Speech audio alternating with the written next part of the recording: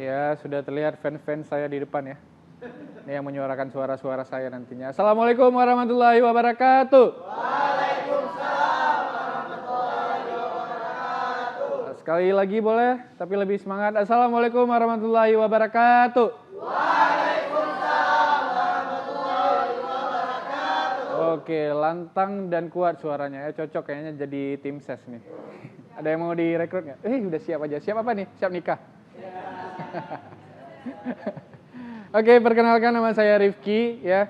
Mungkin di antara teman-teman tidak ada yang pernah melihat saya karena ya pertama saya tidak terkenal dan saya juga tidak menyuarakan suara saya gitu ya. Saya sebenarnya adalah seorang caleg yang diam-diam bergerak tiba-tiba nggak kepilih juga di tahun 2024. Jadi nama saya Rifki, umur saya masih 26 tahun ya. Ada yang umurnya 25 nggak di sini? Ini 25 nih, bohong. 25 nih. Oh masih di bawah. Umur berapa kalau boleh tahu? 17. 2 tahun? 21. Oke, kayak 34 ya.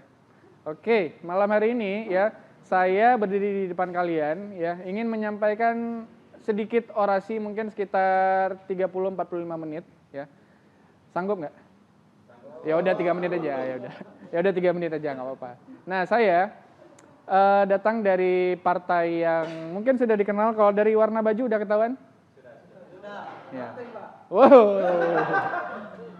Banteng ya? Enggak, bukan. Saya bukan dari partai yang dari itu, karena saya nggak suka diatur orangnya.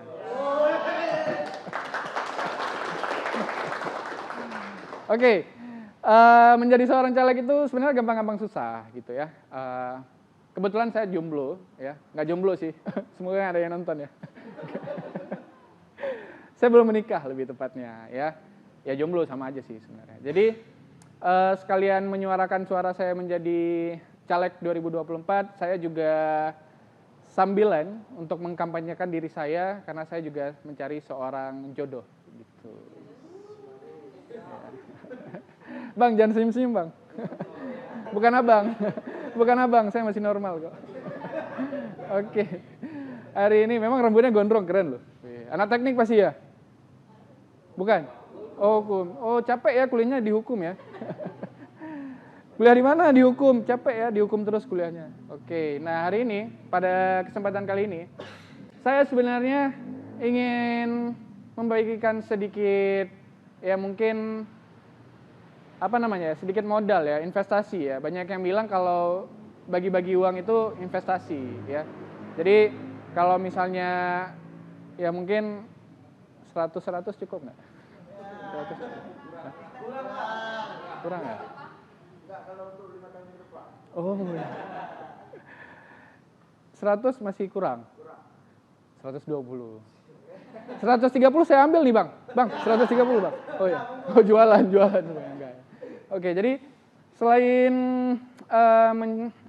serangan fajar, itu kan udah biasa. Serangan fajar biasanya jam berapa? Jam 6 ya?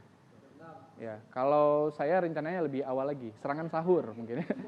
Atau serangan sholat apa namanya? Sholat tahajud. Sering sholat tahajud ya? Iya. Bingung ya. Jadi saya rencananya kayak gitu. Jadi saya juga lagi cari tim ses nih. Tim ses yang suaranya gede-gede, lantang-lantang gitu kan. Yang bisa menyuarakan suara saya gitu. Saya harapannya teman-teman bisa memilih saya di 2024. Rencananya uang 100.000 nanti ya, itu bisa lah tuh kawan-kawan gitu kan. Atau ditambah baju partai mau nggak? Mau nggak? Baju partai itu yang kalau misalnya dipakai berkeringat baunya bukan main tuh. Ada mau nggak? Baju partai yang sablon-sablon gitu kan. Lumayan dipakai untuk bedeng kan. Untuk kerja-kerja bangunan maksudnya. Ada yang anak sipil kan tadi kan. Bisa tuh kalian pakai untuk di lapangan. Baju partai. Saingan tuh sama tukang-tukang yang lain gitu ya. Ada semua partai ada di situ ya. Harus naik suara pokoknya. Jadi selain itu saya akan membagikan mie instan dengan 5 rasa gitu ya. Jadi kebayangkan kalau misalnya anak-anak kos gitu paginya sarapannya rendang gitu kan. Siangnya makannya soto. malamnya makannya mie Aceh, tapi dalam bentuk mie instan semua. Ya, sombong boleh, tapi jangan ketahuan sampah mie instannya dibuang. Jadi 5 tahunnya teringat semua ya jadinya. Karena dikasih mie instan tadi ya. Tapi harapan saya semoga teman-teman bisa memilih saya di 2024 ya. Tapi saya ingatkan sekali lagi, saya tidak memberi janji kecuali untuk perseorangan ya. Janji sehidup semati. Allahu Akbar, Allahu Akbar. Takbir. Salah ya? Ini Bukan. tim 212, bukan. Maaf. Enggak, dari tadi tuh saya dengar, sebenarnya bukan dari tadi aja. Jadi kalau teman-teman tahu, ini nih caleg gadungan kita ini sudah memberikan orasi-orasi kosong kayak gini tuh udah dari beberapa waktu yang lalu gitu. Bahaya banget kan? Menjanjikan ini dan itu, iming-iming amplop, serangan sahur, serangan tahajud juga sudah pernah ditawarkan oleh mereka, oleh dia ya. Jadi ini kok diam aja Pak kerja ngantuk. Udah capean kampanye soalnya. Nah jadi sebenarnya mentang-mentang ini sasaran baru, jadi tetap Iya ini kan sasaran empuk semua, ada yang ganteng-ganteng, ada yang cantik-cantik gitu kan.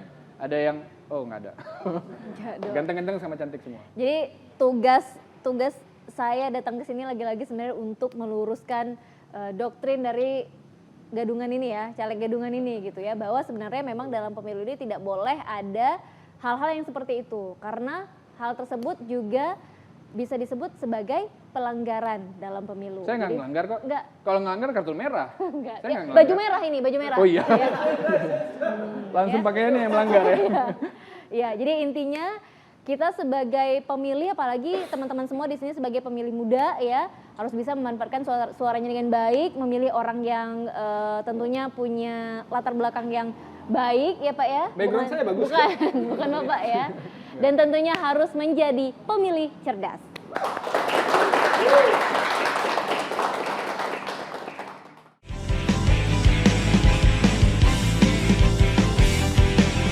Kita memilih untuk Indonesia.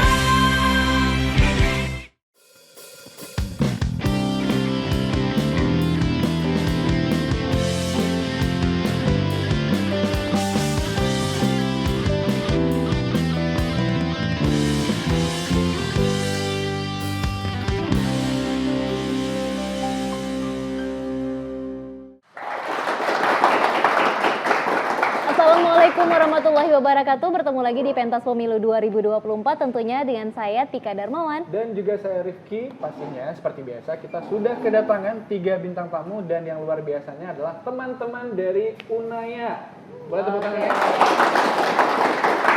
Oke, nah tema malam ini adalah pelanggaran pemilu. Nah ini adalah satu tema yang sangat menarik untuk dibahas ya, apalagi mungkin banyak sekali mungkin selama ini pelanggaran-pelanggaran yang terjadi yang kita sendiri mungkin nggak menyadari itu adalah bentuk dari satu pelanggaran gitu. Sebelumnya kita akan menyapa dulu narasumber yang sudah hadir pada malam hari ini. Sudah ada Pak Agus Syaputra selaku Ketua Panwaslu Provinsi Aceh. Pak, selamat malam. Sudah ada Pak Jakfar juga, selamat malam, teman setia Pentas Pemilu 2024 ya. Setiap malam pasti ada ya. Oke, dan juga Safer di sini sebagai pemilih muda ya. Jadi Safer malam ini suaranya akan mewakili teman-teman pemilih muda lainnya ya. Takut ya. Takut banget ya. TBL ya. TBL ya. Oke. Kita berbicara tentang pelanggaran pemilu, kayaknya kita langsung ke Pak Agus deh ya. Pak Agus, mungkin teman-teman di sini, teman-teman mahasiswa juga mungkin masih belum banyak yang tahu sebenarnya jenis-jenis dari pelanggaran pemilu itu seperti apa aja sih Pak? Ya, makasih. Ya. Mungkin karena memang betul ini soal pemilu ini biasanya orang membicarakan tentang pelanggaran. Iya. Tapi sebenarnya pertama sebagai Ketua Panwaslu Provinsi sebenarnya saya sendiri sebenarnya ingin mengajak bahwa pesta demokrasi ini sekalipun memang di dalamnya ada pelanggaran, tapi kita harus ceria lah. Gitu. Iya, tetap harus ceria gitu ya. Iya, sebisa mungkin ya kita seperti layaknya sebuah pesta gitu ya. Jadi kita ingin agar pesta kita ini kita nikmati gitu, lalu kemudian kita bergembira di dalamnya, tapi di tengah-tengah itu juga kita bisa menghasilkan proses pemilu yang berintegritas, lalu kemudian hasil pemilu juga yang berintegritas. Makanya kemudian tugas kita adalah sebagai pengawas pemilu di Aceh memastikan bahwa seluruh prosesnya itu berjalan secara berintegritas gitu ya. Bahwa di dalamnya ternyata ada pelanggaran-pelanggaran, Nah itulah yang kemudian menjadi tugas kita ya. Di pemilu itu ada beberapa jenis kategori pelanggaran. Oke. Setidaknya ada 3 jenis kategori pelanggaran dan 1 jenis sengketa. Oke. Yang pertama itu ya jenis pelanggaran pidana pemilu ya. Pidana pemilu ini adalah tindakan pidana yang dilakukan di dalam tahapan pemilu yang memang pasal-pasalnya itu ada di Undang-Undang 7 tahun 2017 tentang pemilu. Itu sekitar ada 60-an pasal lebih tentang pidana pemilu gitu. Dan kemudian pidana pemilu itu kita tangani bersama dengan teman-teman jaksa dan teman-teman penyidik di dalam sentra gakumdu. Makanya ada yang disebut sebagai sentra gakumdu, sentra penegakan hukum terpadu, yang isinya itu adalah teman-teman dari Polda, teman-teman dari Kejaksaan juga, dan teman-teman dari Bawaslu gitu, yang berkantor di kantor kita dan menangani setiap laporan atau temuan terkait tentang pidana pemilu. Yang kedua itu jenis pelanggaran administratif. Jenis pelanggaran administratif itu adalah jenis pelanggaran mengenai tata cara dan prosedur. Pelanggaran terhadap tata cara dan prosedur setiap tahapan pemilu. Yang itu bisa saja dilakukan oleh penyelenggara pemilu dan juga bisa saja dilakukan oleh peserta pemilu. Dalam hal ini adalah partai politik, gitu ya. Nah itu sanksi-sanksinya ya tentu sanksi-sanksi administratif ya, gitu. Diselesaikan dengan cara adjudikasi di kita sidang. Jadi kita nanti jadi hakimnya di situ, jadi majelisnya. Dan untuk proses itu semua ya kita mengenal ada istilah temuan dan laporan. Gitu. Jadi kita temuan itu bisa berasal dari hasil pengawasan kita atau dalam kategori laporannya itu bisa jadi dari masyarakat, dari semua orang ya, itu yang warga negara lah berusia 17 gitu kan. Lalu kemudian jenis pelanggaran lainnya adalah etik ya, jenis pelanggaran etik. Etik ini terhadap siapa? Ya terhadap penyelenggara pemilu, gitu kan. Ya artinya di situ berarti ada pelanggaran yang dilakukan oleh penyelenggara pemilu terkait tentang etika penyelenggara pemilu. Gitu. Itu nanti yang akan sidangkan adalah di KPP. Gitu. Kemudian yang terakhir adalah sengketa proses. Gitu. Kalau kita biasanya kan di akhir-akhir pemilu itu biasanya ada partai politik yang bersidang di Mahkamah Konstitusi. Betul. Gitu kan? Nah itu adalah sengketa terkait hasil pemilu. Tapi sengketa terhadap proses pemilu itu diselesaikan di Bawaslu. Gitu. Diselesaikan di Panwasli di provinsi gitu kan. Sengketa itu apa? Sengketa itu terkait tentang perbedaan cara pandang antara peserta pemilu dan penyelenggara pemilu, atau perbedaan cara pandang antar peserta pemilu. Nah itu diselesaikannya juga di kita. Gitu. Itu diselesaikan dengan 2 tahap ya. Yang pertama dengan mediasi, kemudian yang kedua jika tidak tercapai kesepakatan antara para pihak itu, kemudian kita selesaikan melalui adjudikasi. Kita kemudian jadi hakimnya juga di situ. Ya mungkin itu ya. Nah dari Pak Jafar, bagaimana Pak? Bapak menemukan temuan nggak Pak bentuk pelanggaran yang mungkin sering atau ada dilakukan di saat proses pemilu Pak? Baik, tadi sudah disampaikan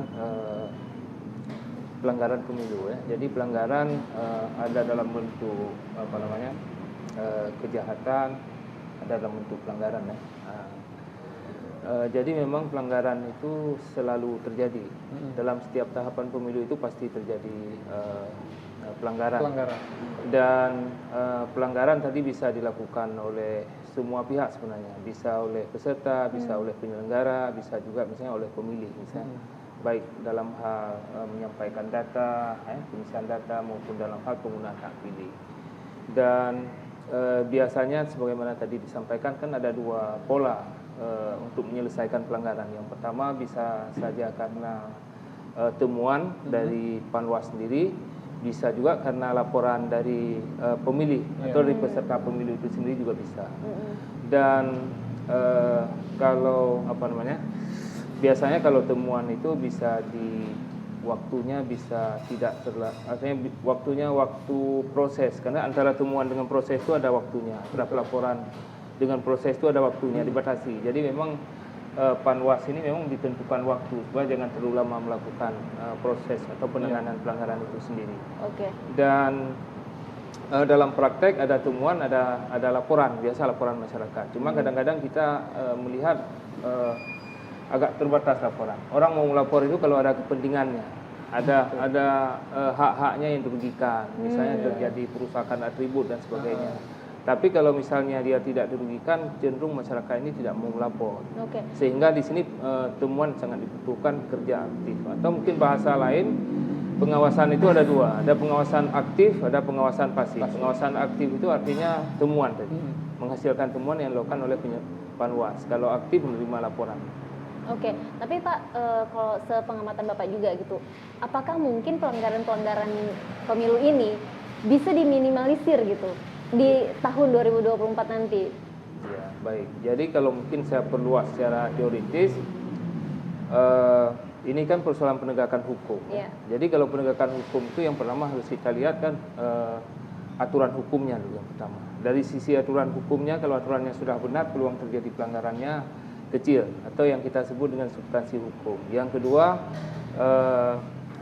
aparaturnya, penegak hukumnya. Jadi kalau penegak hukumnya bagus, ya, aturannya sudah bagus, penegak hukumnya bagus, itu bisa meminimalisir pelanggaran. Yang ketiga tentu budaya hukum, kesadaran hukum masyarakatnya. Jadi ini bisa dilakukan apabila tiga hal ini terpenuhi. Dan dalam praktek memang untuk yang biasanya terjadi itu adalah sisi penegak hukum dan juga budaya hukum masyarakat. Jadi masyarakat termasuk peserta pemilu ini yang melakukan pelanggaran-pelanggaran. Saya pikir bagaimana cara meminimalisir, yang pertama tadi ketiga aspek itu memang dioptimalkan. Yang kedua sosialisasi yang dilakukan secara terus-menerus, mengingatkan kepada semua pihak yang memiliki potensi terjadinya pelanggaran supaya tidak melakukan pelanggaran. Oke, kita ke Safer. Sebagai pemilih muda, Safer ini kali keberapa ikut pemilu? Ini Safer sekarang, jangan sebut umur ya. Ya, berarti yang kedua ya? Kedua, Kedua tidak ya. salah ya. Kalau dari umur, kebetulan tahu umur ya? Oh, tahu umur ya.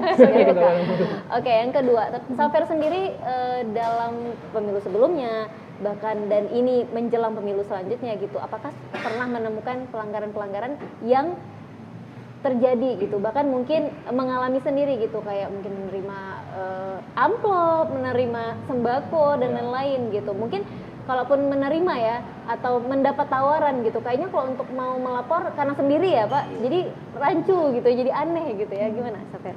Kalau di Safer sendiri pengalaman yang paling terasa itu Kak, amplop. Oke, amplop. Ya, karena memang itu sudah menjadi buah-buahan yang paling diminati lah oleh banyak orang gitu. Dan mungkin dulu posisinya karena kita nggak ngerti, akhirnya kita terima tuh bahwasannya ya ini adalah dari kami sedikit gitu. Judulnya sedekah bacut. Gitu, judulnya sedekah.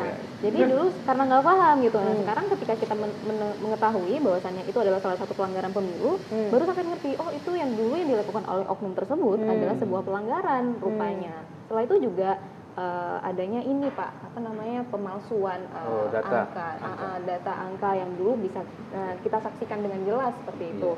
Tapi kita nggak tahu juga cara melapornya seperti apa. Kita nggak tahu harus melapor kemana karena kurangnya edukasi yang kita miliki juga pada saat itu. Itu sih yang kita rasakan. Kalau sekarang sudah tahu ya alhamdulillah. Tapi bagaimana cara pelaporannya mungkin bisa dijelaskan. Dari Pak Agus. Langsung ke Pak Agus nih. Jadi gimana tuh Pak kalau memang terjadi hal-hal yang seperti ini? Tapi walaupun menerima saat itu pilih yang ngasih. Oh tidak. Enggak ya, tetap ya enggak. Oke, Nggak paling ada pengaruh berarti. enggak pengaruh ya. Oke, mungkin edukasinya yang kurang seperti apa sih cara pelaporannya, kita ke Pak Agus, tapi ditahan dulu Pak ya. Kita break dulu, setelah yang satu ini tetap di Pentas Pemilu 2024.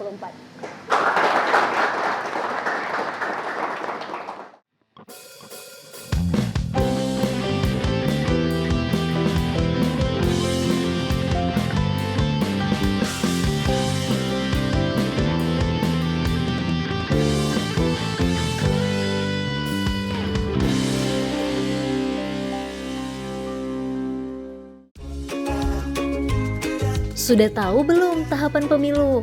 Tapi sebelumnya, perkenalkan, aku Sura dan aku Sulu. Tahapan pemilu sebenarnya sudah dimulai dari 22 Juli hingga 13 Desember 2022 yaitu dengan agenda pendaftaran partai politik peserta pemilu dan verifikasi partai politik peserta pemilu. 6 Desember 2022 hingga 25 November 2023 adalah tahapan dimulainya pencalonan anggota DPD. Dan kemudian KPU melaksanakan penetapan jumlah kursi dan daerah pemilihan atau biasa disingkat Dapil pada tanggal 14 Oktober 2022 hingga 9 Februari 2023. Pada 14 Oktober 2022 hingga 21 Juni 2023 adalah tahapan pemutakhiran data pemilih dan penyusunan daftar pemilih. Dan 14 Desember 2022 penetapan peserta pemilu. Selanjutnya pada tanggal 24 April hingga 25 November 2023 adalah dimulainya tahapan pencalonan anggota DPR, DPRD Provinsi, DPRD Kabupaten Kota. Dan pada tanggal 19 Oktober hingga 25 November 2023, pencalonan presiden dan wakil presiden yang saat ini sudah ada 3 paslon presiden dan wakil presiden yang resmi mendaftar pemilu. Kemudian tanggal 28 November 2023 hingga 10 Februari 2024 adalah tahapan kampanye yang berlangsung selama 75 hari. Dan selanjutnya kita memasuki masa tenang kampanye pada tanggal 11 hingga 13 Februari 2024. Nah, hari yang ditunggu-tunggu adalah hari pemungutan suara pemilu, yaitu pada tanggal 14 Februari 2024.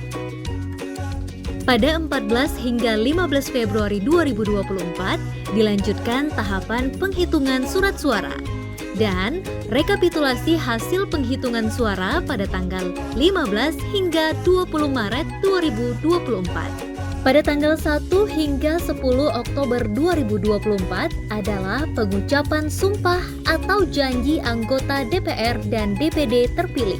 Dan terakhir pada tanggal 20 Oktober 2024 adalah pengucapan sumpah dan janji presiden dan wakil presiden. Nah, ingat ya, bagi kamu yang sudah memiliki hak pilih, jangan sia-siakan hak pilih kamu.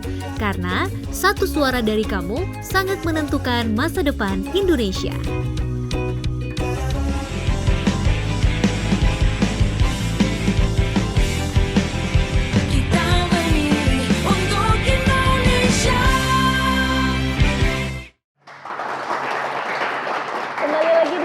Pemilu 2024 dan kita akan melanjutkan pertanyaan dari Safer juga tadi ya.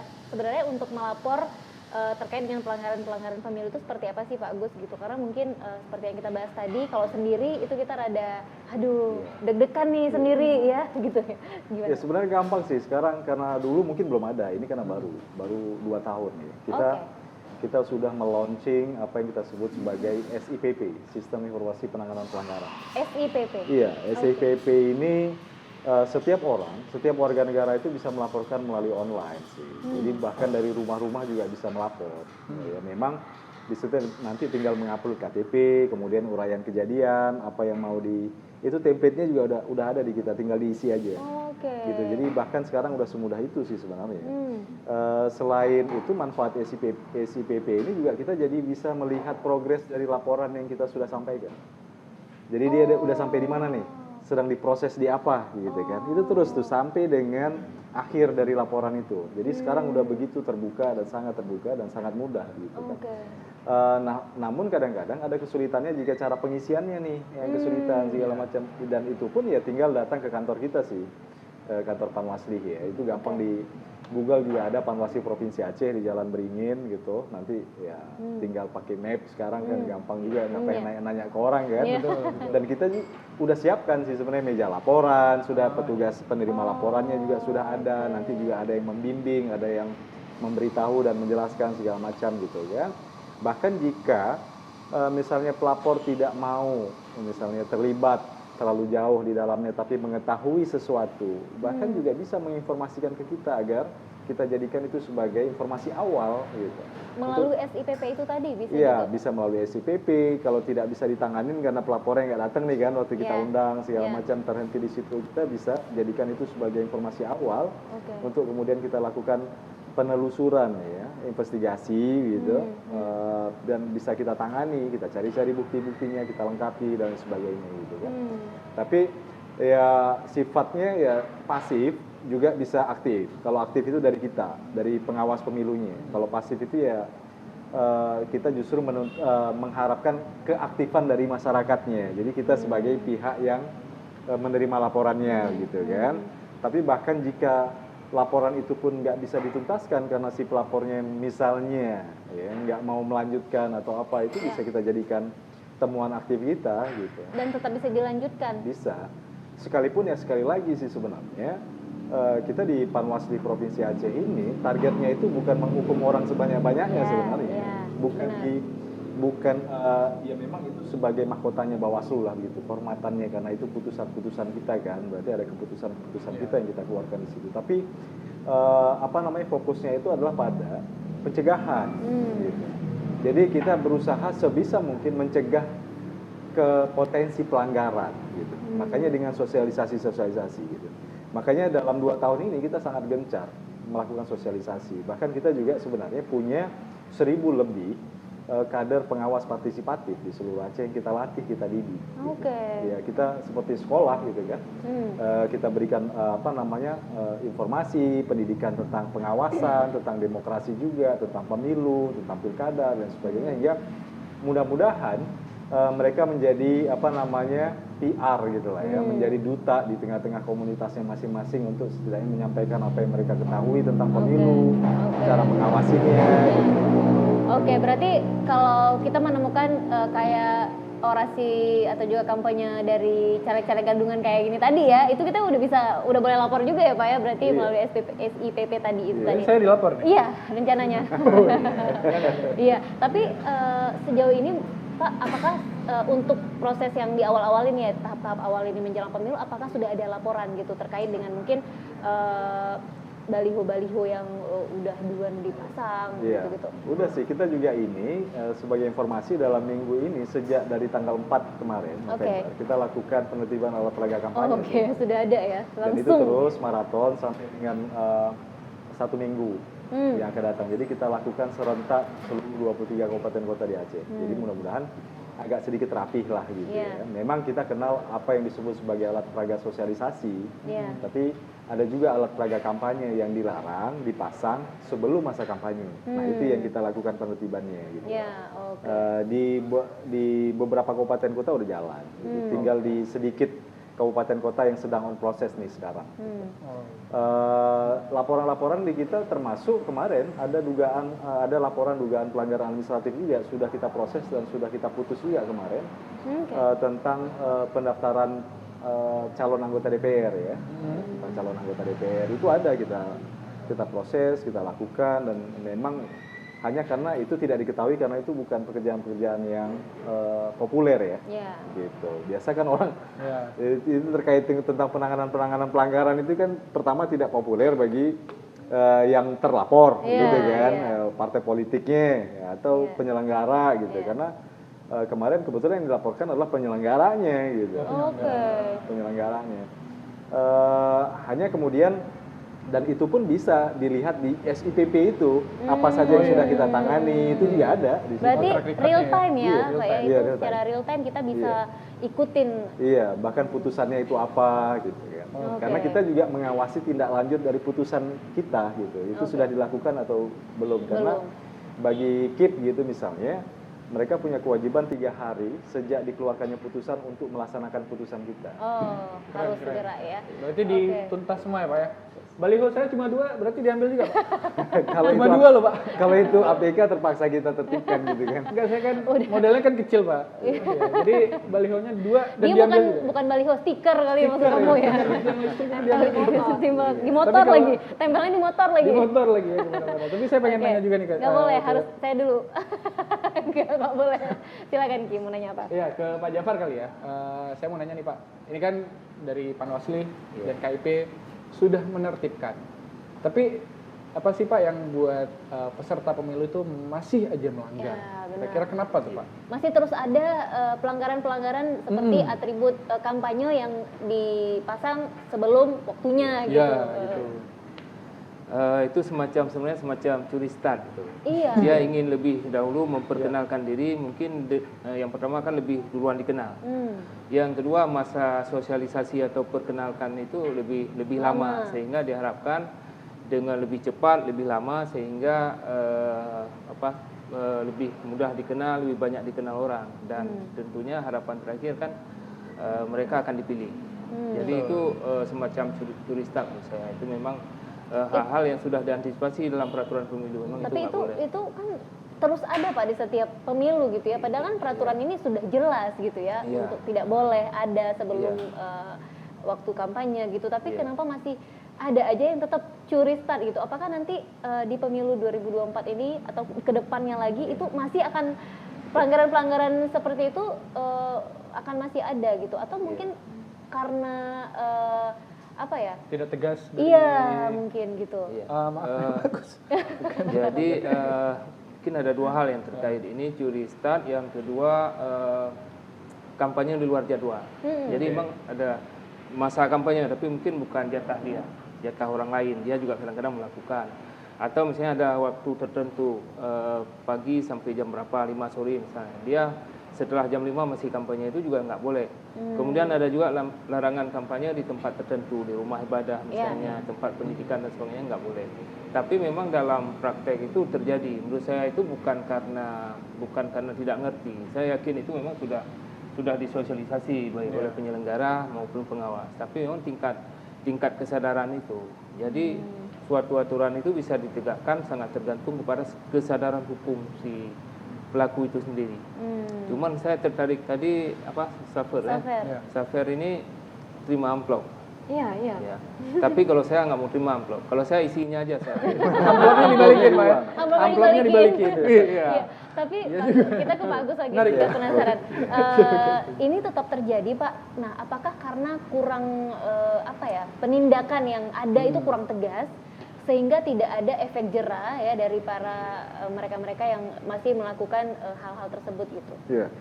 Memang terkait alat peraga kampanye yang dipasang sebelum masa kampanye itu sebenarnya hukumannya administratif sih, hukumannya memang diturunkan, hanya itu. Gitu, nggak ada hukuman yang lain. Gitu. Kecuali undang-undang berkata lain ya. Lalu kemudian kita berikan hukuman yang lain gitu kan. Kita kan juga nggak boleh melampaui batas ya, melampaui kewenangan kita juga. Tapi sebenarnya yang paling penting adalah edukasi sih. Kita jauh hari sebelum melakukan penertiban itu, kita melakukan sosialisasi terhadap partai politik sih sebenarnya. Sudah kita sampaikan semua. Berarti memang sudah ada sebenarnya sosialisasinya. Dan itu lebih dari 2 kali. Gitu. Dan surat-surat juga kita sudah sampaikan ke partai politik untuk juga diinformasikan ke calegnya. Tapi selalu memang ada persoalan di partai politik menyampaikan misalnya itu yang pasang bukan partainya tapi calegnya gitu ya. Ya memang setiap orang ingin menang dengan berbagai cara. Nah kita memastikan agar seluruhnya diperlakukan secara adil, seluruh peserta pemilu gitu kan. Lalu kemudian yang menang itu merasa seluruh proses itu setidaknya kalau memang masa kampanyenya tanggal sekian, jadi semua gitu kan, jadi adil kan gitu. Jadi kita menjaga itu. Sembari di sisi-sisi itu kita juga tetap melakukan upaya pencegahan. Kita juga nggak boleh arogan gitu kan. Tiba-tiba orang pasang terus kita langsung robek-robek, segala macam. Dia juga belum tentu tahu aturannya gitu. Nah, lalu kemudian ada upaya kita untuk melakukan pendidikan pemilu juga gitu. Yang ini nggak boleh loh, yang ini boleh gitu. Kapan dipasangnya, jenis-jenis apa yang boleh gitu kan. Itu kesempatan itu kita gunakan semaksimal mungkin. Hanya kemudian kita tetap aja nggak bisa memastikan bahwa semua peserta pemilu itu ikut aturan tetap. Nah di ujung itu baru kita lakukan penindakannya. Misalnya hukuman bagi alat peraga kampanye yang dipasang di luar kampanye apa? Misalnya penertiban diturunkan. Ya sudah kita lakukan. Tapi itu pun nggak dengan menggunakan tangan kita sendiri karena kita nggak punya kewenangan menurunkan dengan tangan kita sendiri. Undang-undang nggak memberikan kita kewenangan itu, makanya kita bekerja sama dengan Satpol PP, ya kan? Kita merekomendasikan mana saja alat peraga kampanye yang harus ditertibkan, yang melanggar, gitu kan. Nah itu pekerjaan-pekerjaan yang memang agak detail, agak rumit, tapi ya itu bagian dari penegakan agar pemilu ini terlihat adil lah bagi seluruh peserta Oke, pemilu. luar luar biasa biasa. keren ya. Tapi dipilih-pilih Pak, baliho saya juga nggak usah. Iya. Stiker itu ya. Oke, Stiker kita tinggalin. masih akan membahas tema yang luar biasa malam hari ini. Tapi kita harus break dulu. Setelah yang satu ini tetap di Pentas Pemilu 2024.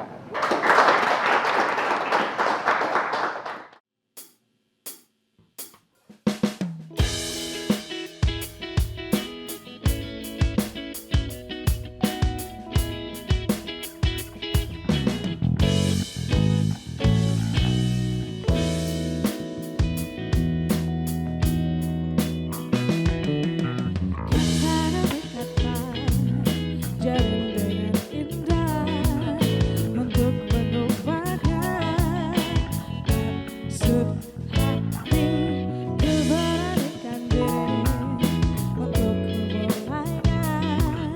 Tapi mengapa bibirku tak dapat bergerak, terasa berat. Amalnya hati ini bila ku ingat saat itu kami hanya saling berpandang dan terdiam terpaku. Oh bukan hanya dirimu yang menyaksikan segalanya.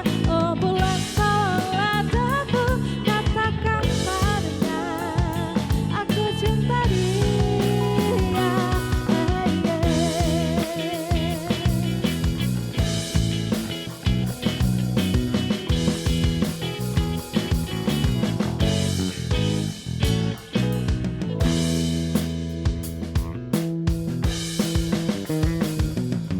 Keberanikan diri untuk memulainya. Tapi mengapa bibirku tak dapat bergerak, terasa berat. Amalnya hati ini bila ku ingat saat itu kami hanya saling berpandang dan terdiam terpaku. Oh bukan hanya dirimu yang menyaksikan segalanya. Oh bulan tolonglah daku, katakan padanya aku cinta dia.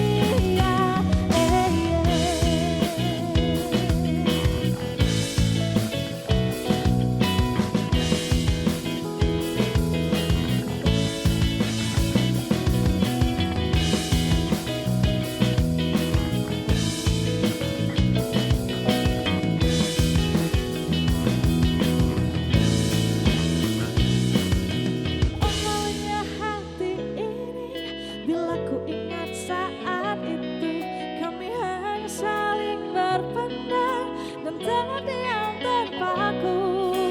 Oh bulan hanya dirimu yang menyaksikan segalanya. Oh bulan tolonglah daku, katakan padanya aku cinta dia.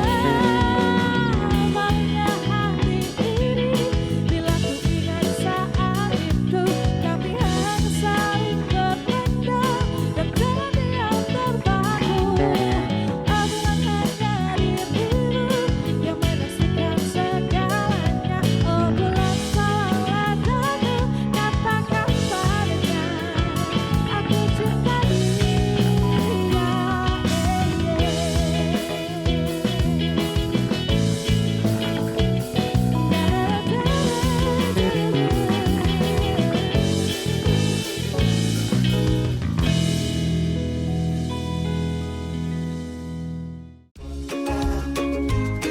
Sudah tahu belum tahapan pemilu?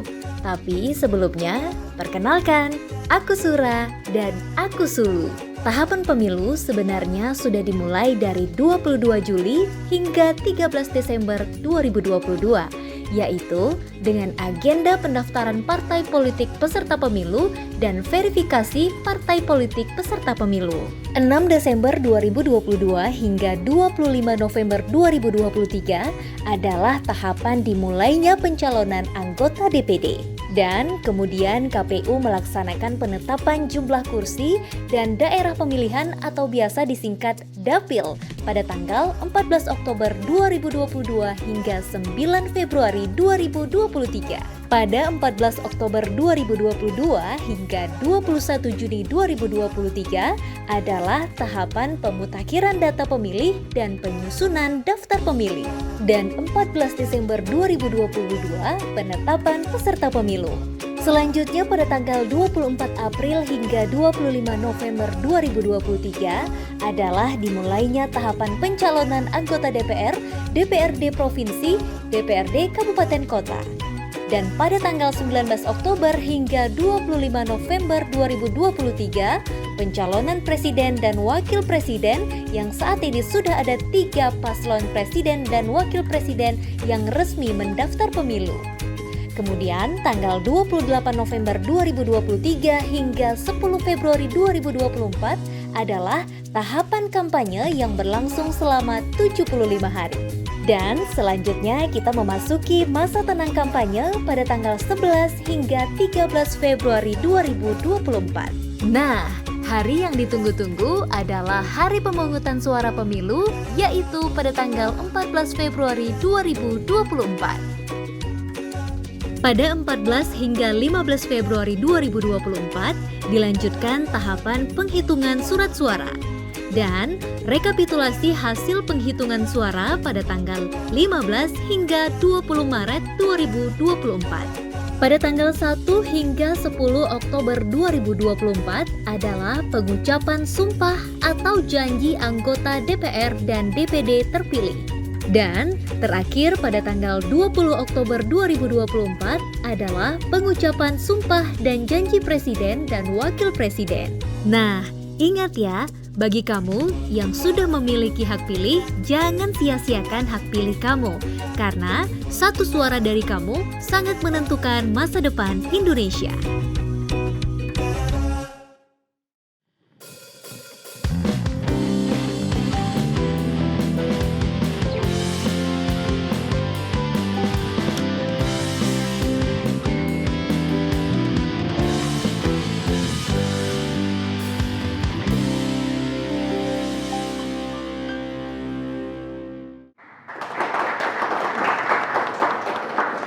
Penampilan yang luar biasa dari Harmony Band ya, yang sudah menghibur kita semua dan masih di pentas pemilu 2024. Nah, langsung ke Safer nih ya.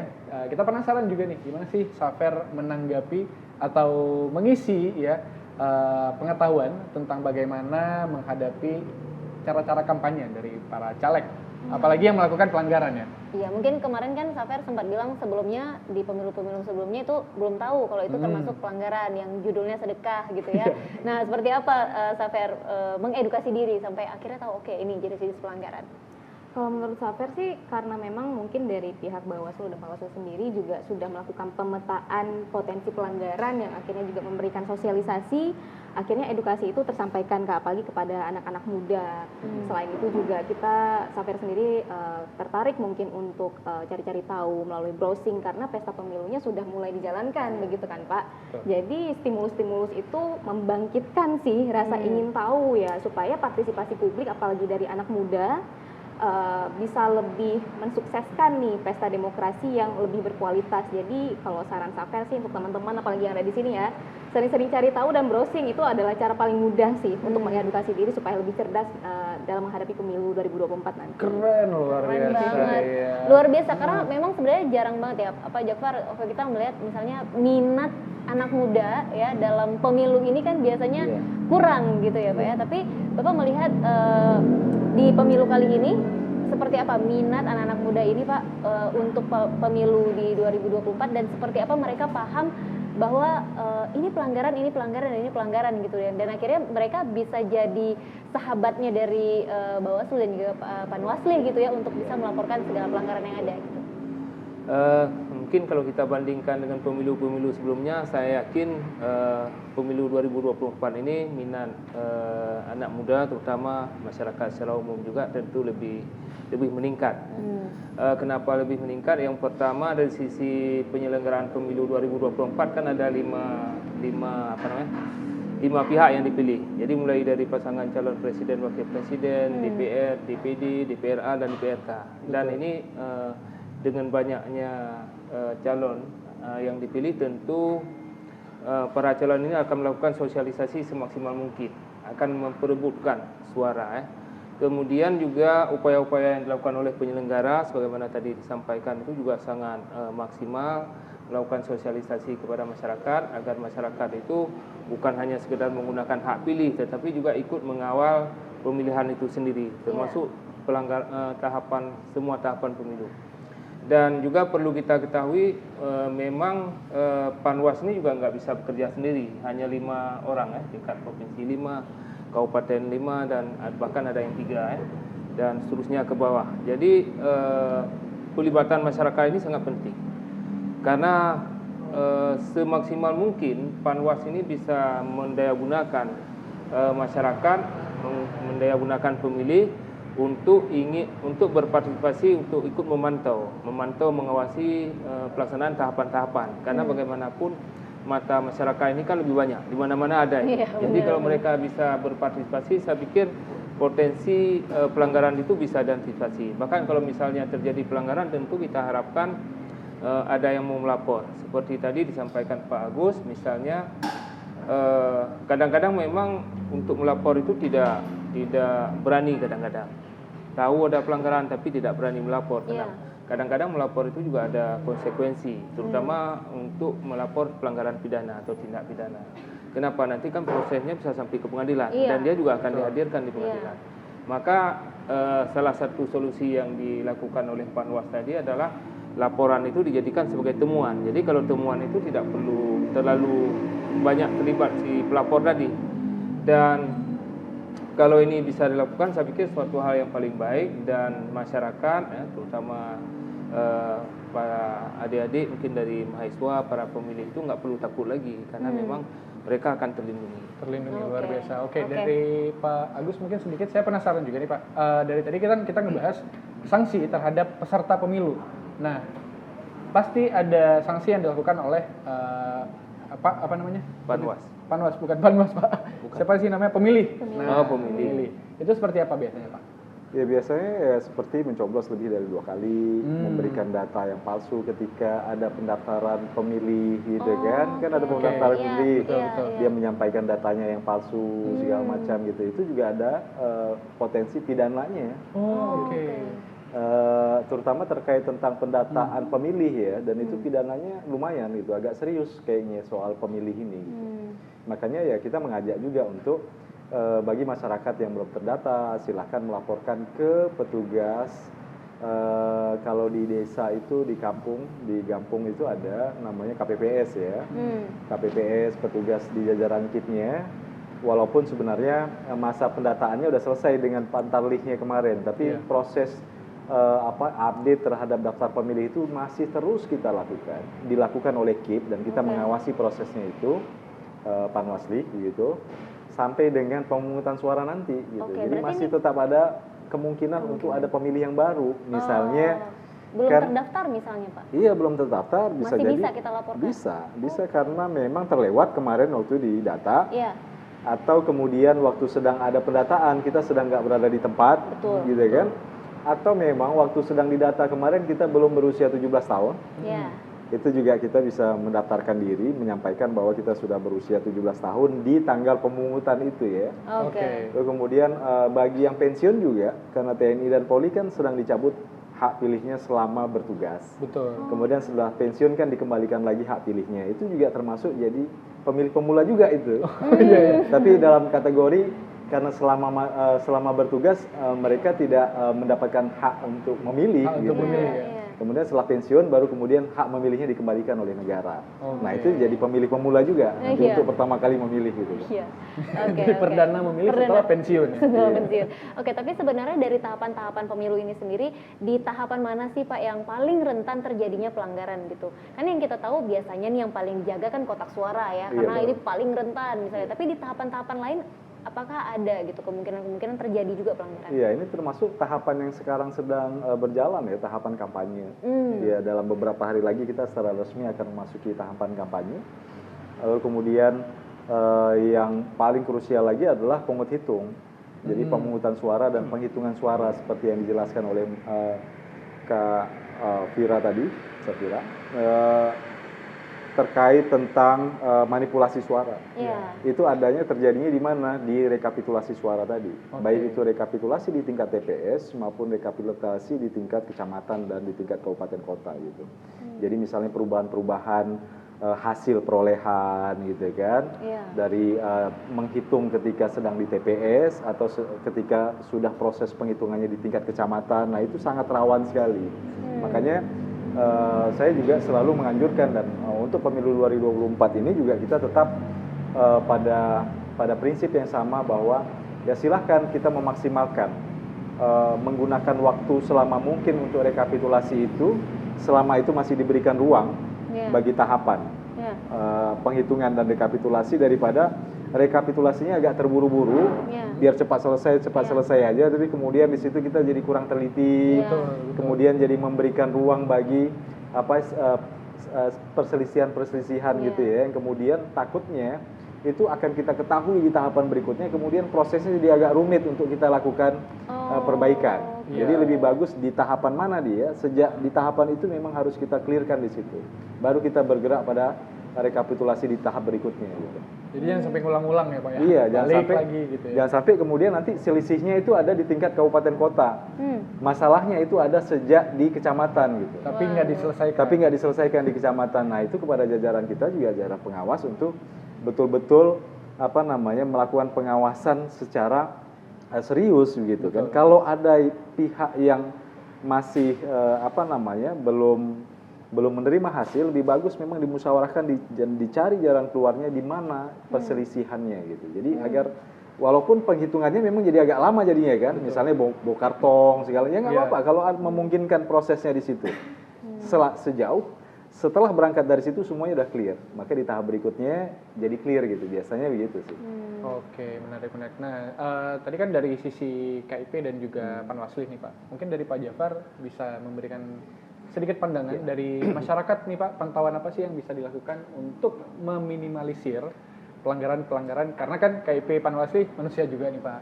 Mungkin ada silapnya gitu ada ya. silapnya gitu kan Pak. Jadi masyarakat ini sebenarnya bukan pemilih terutama ya, bukan pemilih. hanya bisa mengawasi melapor, tetapi juga menghindari melakukan pelanggaran. Betul. Karena terutama kalau di tahapan kampanye juga bisa saja misalnya pemilih atau masyarakat ini kan merusak APK, Betul. Iya. alat peraga kampanye itu termasuk pidana misalnya. Yang kedua pada tahap yang rentan tadi pemungutan dan penghitungan suara ya. Jadi ini banyak kasus yang terjadi itu ada pemilih yang menggunakan lebih dari satu kali, apa istilahnya pemilih ganda ya. Dan pemilu pilkada 2017 itu ada beberapa kasus. Kebetulan saya diminta sebagai saksi ahli di Mahkamah Konstitusi oleh salah seorang calon bupati pada saat itu. Yang menang itu pasti menerima kemenangannya, sedangkan yang kalah itu pasti tidak menerima dan mereka akan menggugat. Semaksimal mungkin mereka akan menggugat sampai ke Mahkamah Konstitusi. Jadi di Mahkamah Konstitusi itu semua pelanggaran itu akan diangkat, apakah itu pelanggaran ringan, administrasi, pidana dan sebagainya, termasuk kode etik itu akan disampaikan dan akan dibuktikan. Kasus di Aceh Tenggara itu yang saya sangat menarik dan sedih sebenarnya. Jadi ada satu keluarga, suaminya menggunakan 2 kali memilih, istrinya 2 kali memilih. Jadi dua-dua, suami istri. Dalam kasus itu kedua-duanya diproses dan dihukum, bisa dibuktikan bahwa dia 2 kali menggunakan hak pilih, bisa dibuktikan. Kalau saya nggak salah masing-masing 2 tahun dihukum 2 tahun masing-masing. Masuk penjara. Jadi pertama masyarakat membayangkan ini kalau dua-dua masuk penjara kan di penjaranya satu kamar berdua kan lebih enak. Kayak pindah rumah ya Pak. Pindah Pindah rumah cuma ada jerjaknya sekarang. Iya. Ternyata nggak boleh. Si suami pisah dengan tahanan laki-laki, ini tahanan perempuan. Ya akhirnya kan kasihan juga keluarganya, anaknya semua terlantar. Jadi saya pikir pemilih ini juga jangan melakukan pelanggaran. Ya. Selain tidak melakukan pelanggaran juga kalau bisa juga melaporkan adanya pelanggaran. Termasuk tadi misalnya mau menerima, tapi kalau misalnya si pemilih nggak mau menerima amplop, isinya juga nggak mau menerima, kan? Artinya kan tidak terjadi. Betul. Sekarang ada orang beranggapan bahwa kalau misalnya terima kan nggak apa-apa, yang penting kan nggak coblos dia. Kalau menurut saya dua-dua nggak boleh, terima nggak boleh, apalagi coblos karena Iya. karena uang ya. Iya. Dari awalnya aja Iya. caranya udah salah gitu ya Pak ya. Iya. Jadi itu kan hasilnya tidak baik ya. Iya. Tapi memang dalam praktek nggak semua orang yang terima itu akan mencoblos dia. Iya, iya. Oke. Ada kasus tahun pemilu yang lalu ada kasus di Lungbata itu di salah satu TPS serangan pajarnya kasih uang, ternyata yang kasih uang itu 1 suara pun nggak dapat. Nggak dapat ya. Oke. Kasihan Ada dua. sekali ya. Jadi jangan coba-coba Eki. Iya, saya nggak coba-coba. Oke, setelah ini kita akan lanjut lagi ya. Tetap di pentas pemilu 2024. Tapi sebelum itu kita sama-sama menikmati penampilan luar biasa dari Harmony Band.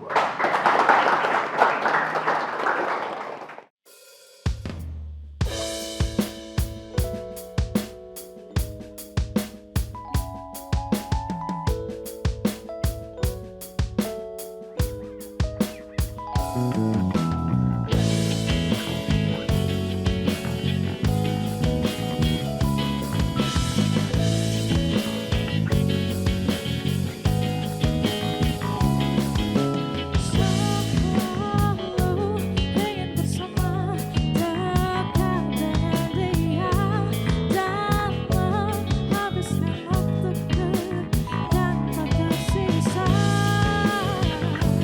Berharap dia terus temani aku hingga buat diriku sadar aku wanita yang sedang jatuh cinta. Ingin membawanya selalu ke dalam hidupku selamanya. Aku wanita yang sedang jatuh cinta. Harap dia merasanya, aku rasa.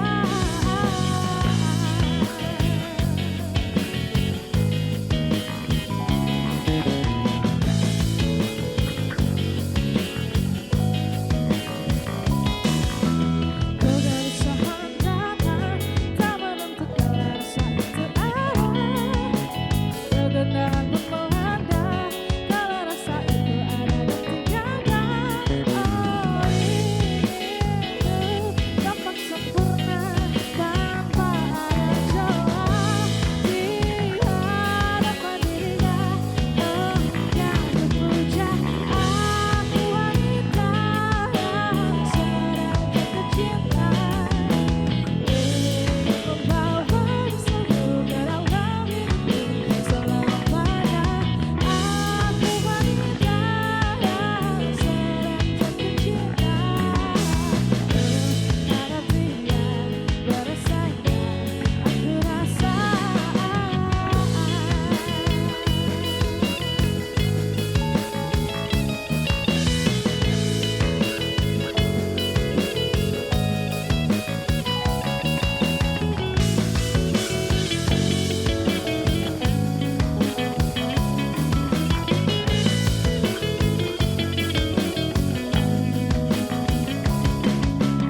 Aku wanita yang sedang jatuh cinta.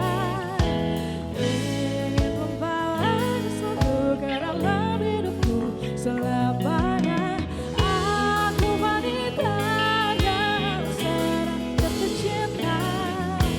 Ku harap dia merasanya, aku rasa. Aku wanita yang sedang jatuh cinta. Ingin membawanya selalu ke dalam hidupku selamanya. Aku wanita yang sedang jatuh cinta. Ku harap dia merasanya, aku rasa. Ku harap dia merasanya, aku rasa.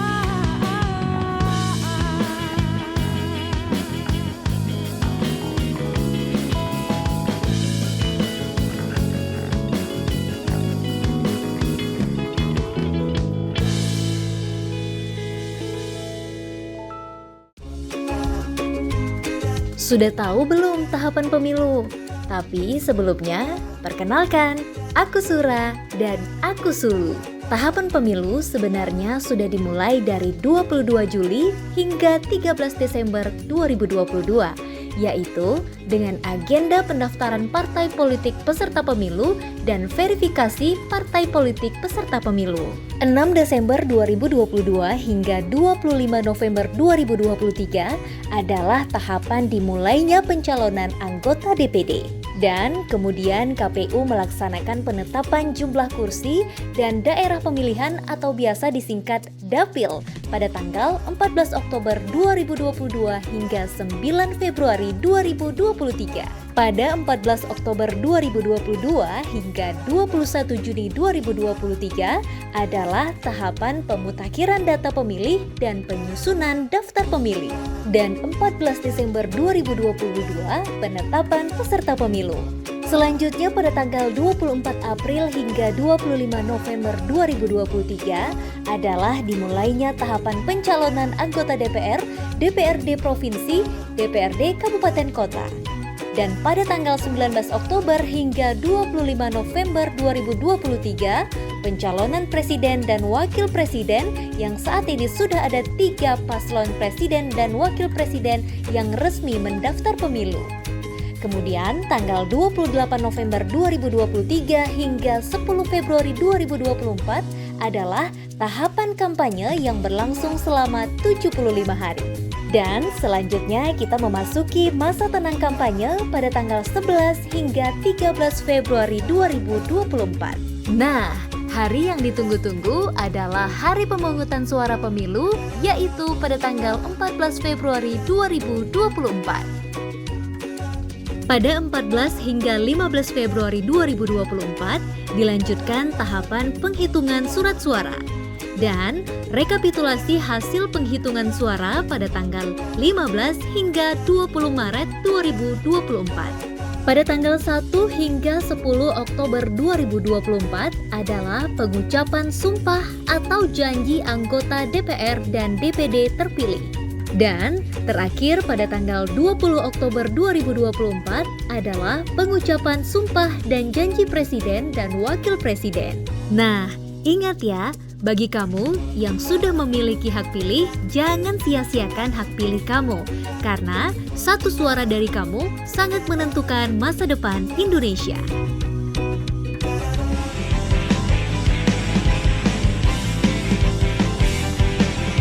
Kita memilih untuk Indonesia.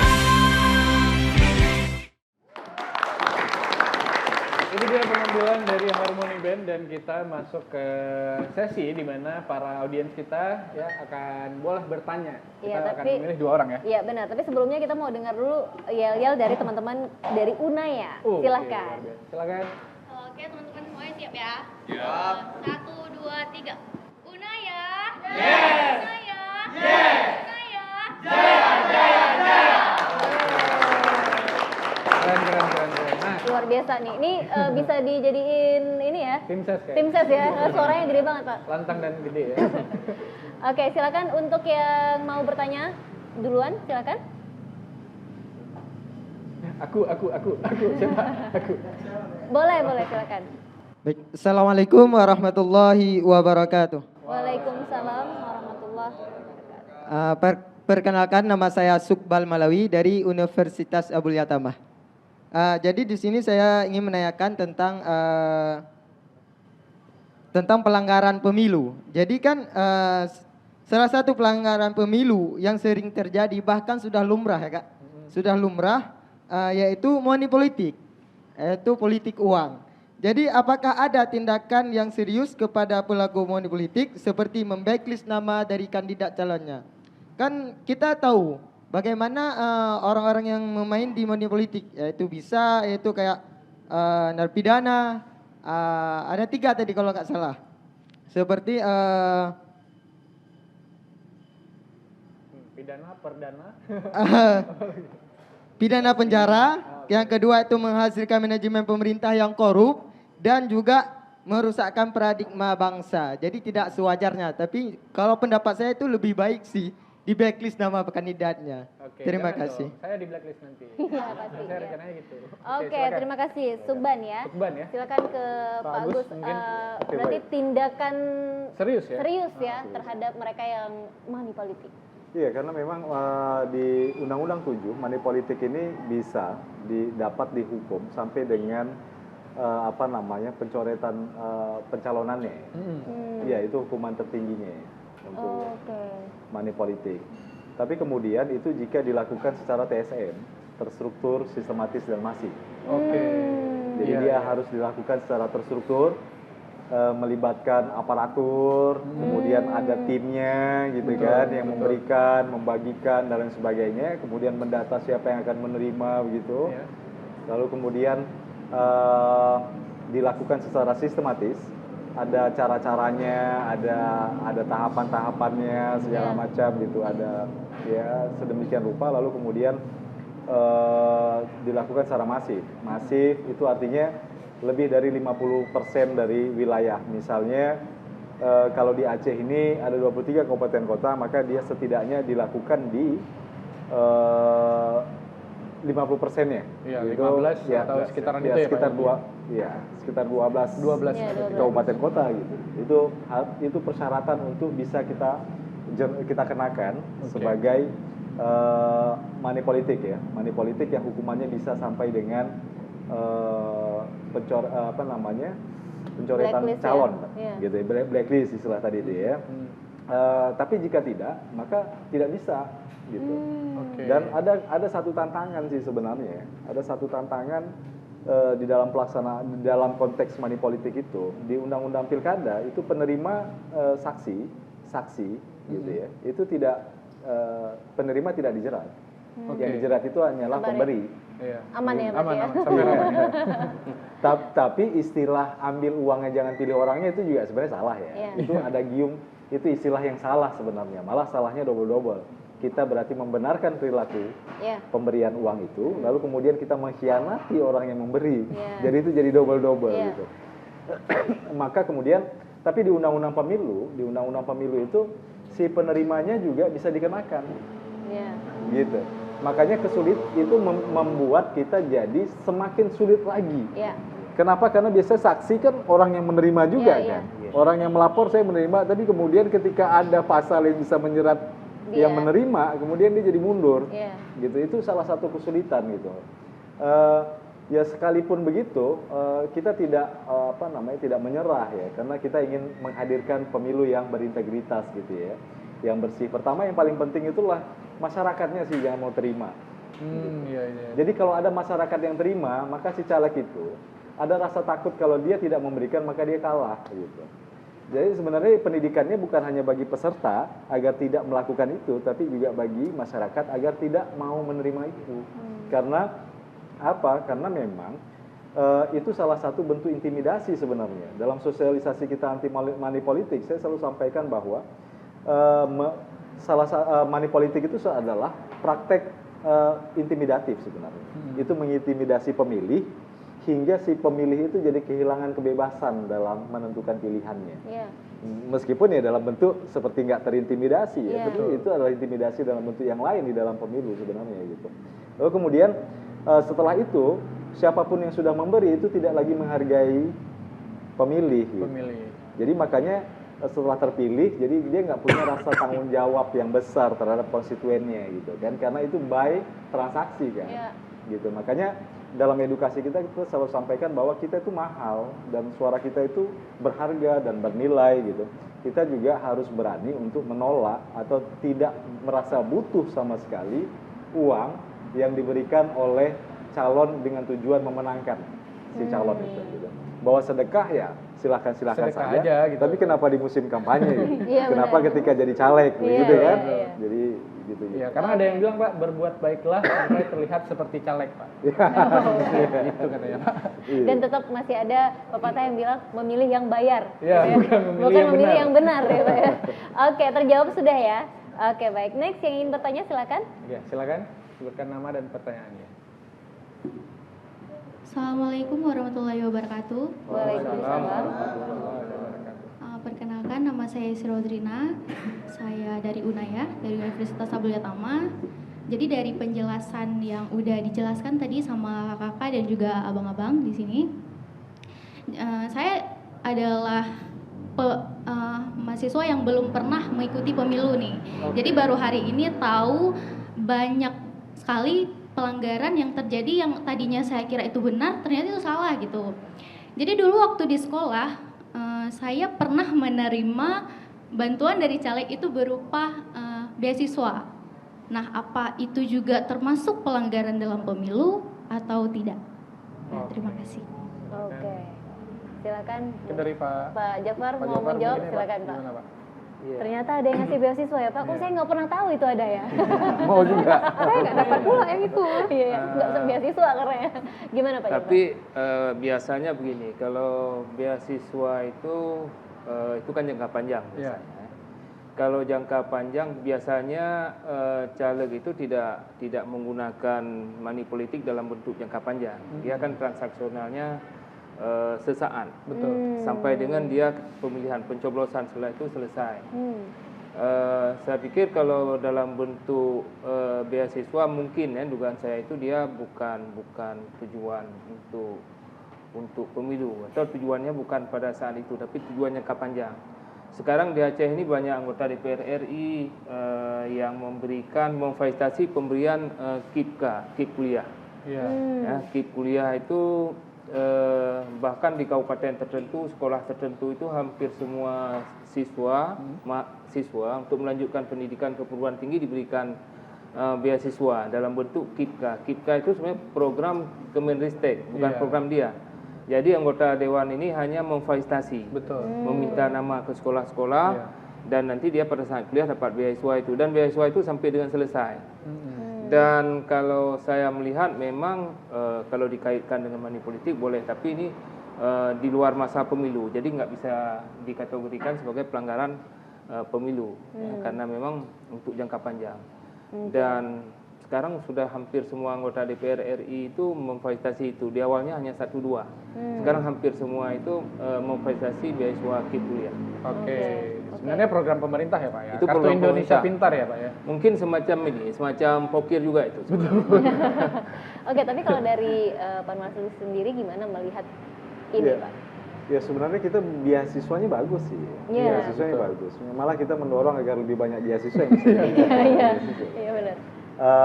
Hanya kemudian ada ajakan memilih nggak? Iya. Ada, Diselipi ya Pak. ada ya. ajakan memilih nggak? Ada ajakan Saat memilih itu? nggak waktu Ada itu? ajakan memilih? Nggak ada, oh nggak ada. Tapi tahu diri aja gitu ya, merasa Bukan kayak lewat. Iya. Yalah, karena ada Ya beasiswa. karena memang ada program-program, terutama biasanya incumbent tuh ya. Iya. Incumbent karena sebelumnya dia kan sudah bertugas ya di DPR, kemudian ada program beasiswa yang ditetapkan oleh pemerintah gitu. Ya, memang ada anggaran untuk pemberian beasiswanya, tapi sejauh tidak ada ajakan memilih untuk memilih yang bersangkutan, karena apalagi jika yang bersangkutan juga belum tentu sebagai caleg kan, sekalipun sedang menjabat begitu, belum ditetapkan sebagai daftar caleg tetap oleh KIP gitu. Saya kira itu sih nggak ada masalah gitu, karena memang modus-modus sih banyak memang, modus-modus, belum lagi pakai voucher, ada yang pakai chip, Iya, Iya, benar, iya. benar. Nggak selalu uang tunai ya Pak ya. nggak selalu tunai. Jadi semuanya berkembang, tapi undang-undang itu sejak dilahirkan belum ada tahun 2017 kan, 2017 kan masih ya belum ada ini kan, e-money ya. Iya, iya benar. Sekarang udah ada e-money dan lain sebagainya. Memang itu tantangan juga bagi penyelenggaraan pemilu ke depannya, karena sekalipun memang kita sedang mengupayakan di Bawaslu RI juga bersama dengan DPR, sedang bersama dengan KPU juga ya, melihat ada beberapa yang memang perlu untuk dijadikan perhatian juga di kita. Oke. Nah, dari Safer sendiri kira-kira masih gigit nggak gaya-gaya kayak gitu Safer ke anak-anak muda? Kalau beasiswa agak gigit ya. Lumayan soalnya. Kasian jadinya saya gitu ya. Tapi kan kayak Pak Agus bilang tadi ya, kalau memang tidak ada unsur ajakan di dalamnya gitu ya, mungkin nggak masalah gitu ya. Tapi sejauh ini menghadapi pemilu 2024 ini udah lebih aware ya terhadap pelanggaran-pelanggaran itu ya, Safer? Udah lebih aware sih, apalagi ya kayak Safer sempat sampaikan tadi, dengan adanya peran browser atau sosmed aja deh Kak, gitu kan. Kayaknya di sosmed itu udah rame banget, anak kecil aja udah ngerti politik, mama-mama kita Pak lagi masak ngomongnya politik gitu kan. Jadi memang peran sosmed apalagi untuk edukasi mengenai politik itu sudah semakin luas tersampaikan. Jadi saya percaya banget akan semakin banyak sih yang tercerdaskan untuk menghadapi pemilu 2024 nanti. Oke, kalau politik pencitraan kira-kira? Kayak Abang Rifki gitu Iya, ya. pasti dong.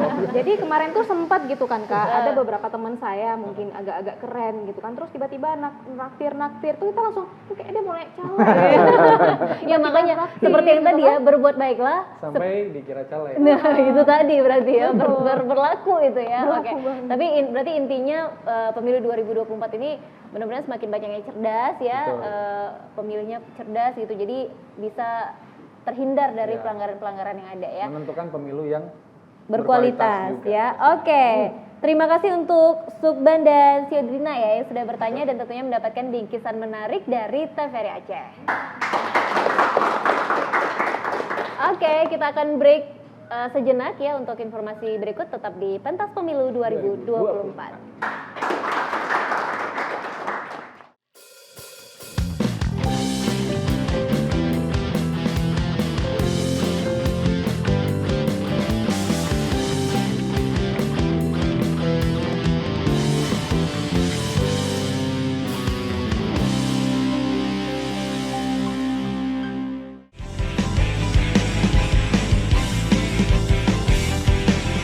Kita berdiri untuk Indonesia. Sudah tahu belum tahapan pemilu? Tapi sebelumnya, perkenalkan, aku Sura dan aku Sulu. Tahapan pemilu sebenarnya sudah dimulai dari 22 Juli hingga 13 Desember 2022, yaitu dengan agenda pendaftaran partai politik peserta pemilu dan verifikasi partai politik peserta pemilu. 6 Desember 2022 hingga 25 November 2023 adalah tahapan dimulainya pencalonan anggota DPD. Dan kemudian KPU melaksanakan penetapan jumlah kursi dan daerah pemilihan atau biasa disingkat Dapil pada tanggal 14 Oktober 2022 hingga 9 Februari 2023. Pada 14 Oktober 2022 hingga 21 Juni 2023 adalah tahapan pemutakhiran data pemilih dan penyusunan daftar pemilih. Dan 14 Desember 2022 penetapan peserta pemilu. Selanjutnya pada tanggal 24 April hingga 25 November 2023 adalah dimulainya tahapan pencalonan anggota DPR, DPRD Provinsi, DPRD Kabupaten Kota. Dan pada tanggal 19 Oktober hingga 25 November 2023, pencalonan presiden dan wakil presiden yang saat ini sudah ada 3 paslon presiden dan wakil presiden yang resmi mendaftar pemilu. Kemudian tanggal 28 November 2023 hingga 10 Februari 2024 adalah tahapan kampanye yang berlangsung selama 75 hari. Dan selanjutnya kita memasuki masa tenang kampanye pada tanggal 11 hingga 13 Februari 2024. Nah, hari yang ditunggu-tunggu adalah hari pemungutan suara pemilu, yaitu pada tanggal 14 Februari 2024. Pada 14 hingga 15 Februari 2024 dilanjutkan tahapan penghitungan surat suara dan rekapitulasi hasil penghitungan suara pada tanggal 15 hingga 20 Maret 2024. Pada tanggal 1 hingga 10 Oktober 2024 adalah pengucapan sumpah atau janji anggota DPR dan DPD terpilih. Dan terakhir pada tanggal 20 Oktober 2024 adalah pengucapan sumpah dan janji presiden dan wakil presiden. Nah, ingat ya, bagi kamu yang sudah memiliki hak pilih, jangan sia-siakan hak pilih kamu.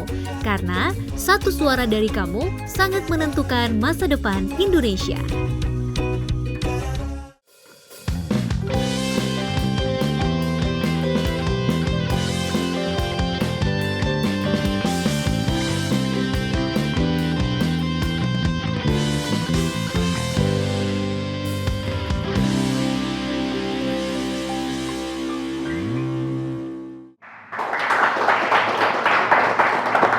Kembali lagi di Pentas Pemilu 2024 ya.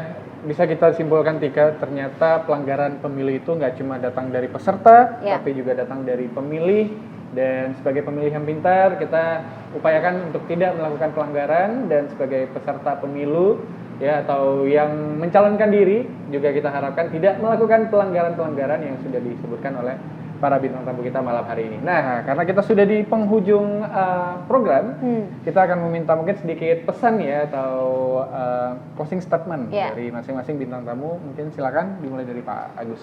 Silakan. Iya. Closing statement saya sebagai pengawas pemilu ya, kita mengajak ya, meminta dukungan dalam bentuk pengawasan partisipatif oleh terutama Gen Z ya, generasi milenial atau Gen Z gitu, karena memang ini adalah masa-masa kita semua, terutama yang muda-muda, untuk menentukan masa depan kita.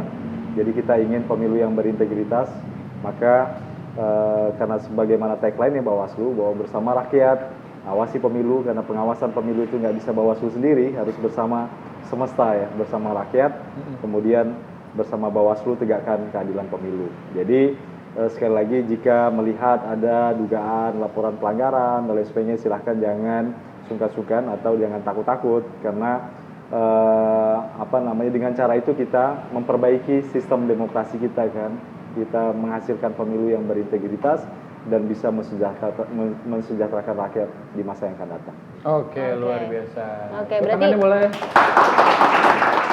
sekali lagi Pak Gus bisa melaporkan melalui SIPP tadi. Iya, terutama SIPP, jangan lupa.